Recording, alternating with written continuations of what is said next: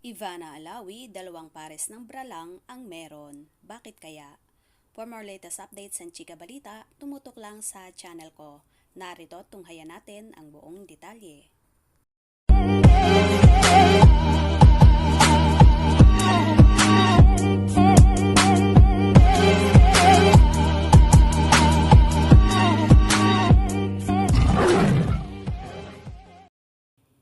Ivana noon pa, walang hilig sa bra, kutsinta, ginagawang nipple tape.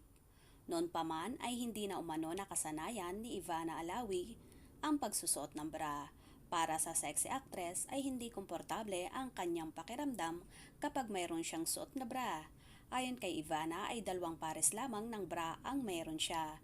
Dalawa, promise. 8 years na. Ayaw kong may masakip sa katawan ko. Gusto ko lagi akong free kasi ever since talaga hindi ako mahilig magbra unless yung mga kutsinta na ididikit ko lang o kaya nipple tape para hindi makita yung bakat. Natatawang pagbabahagi ni Ivana. Ayaw din ng dalaga na nadadagdagan pa ang laki niyang kanyang dibdib kaya hanggang maaari ay hindi talaga siya nagsusuot ng bra. Kasi hindi ko maintindihan kung malaki ba siya kasi parang cup D lang naman siya. It's not naman na parang double D, cup D lang ako. Kaya hindi talaga ako nagbabra kasi lalo siyang lumalaki. Lalong sinasabi ang laki ng boobs mo. Yun ang one of the reasons why I don't like wearing bra kasi nakakadagdag siya. Tsaka gusto ko walang padding para wala silang masabi dagdag ng actress. Samantala, may isang tattoo si Ivana sa kanyang batok na imahe ng isang paru-paro. Naisipan umano itong ipalagay ng actress dahil na rin sa kanyang mga pinagdaanan noon sa buhay. Kasi para siyang rebirth.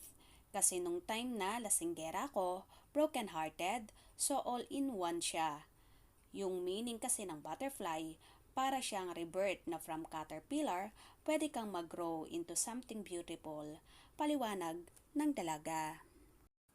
Hindi komportable ang sexy actress na si Ivana kung kaya't ayaw niya magsuot ng bra na ayon sa dalaga, kutsinta or nipple tape lang ang ginagamit niya para lang hindi bumabakat. Mga kabarangay, anong masasabi niyo dito? Just comment down below para sa inyong salubin at mga reaction. For more latest updates and chika balita, tumutok lang sa channel ko. This is Lady Boss Tiger Showbiz News, naguulat. Bye-bye!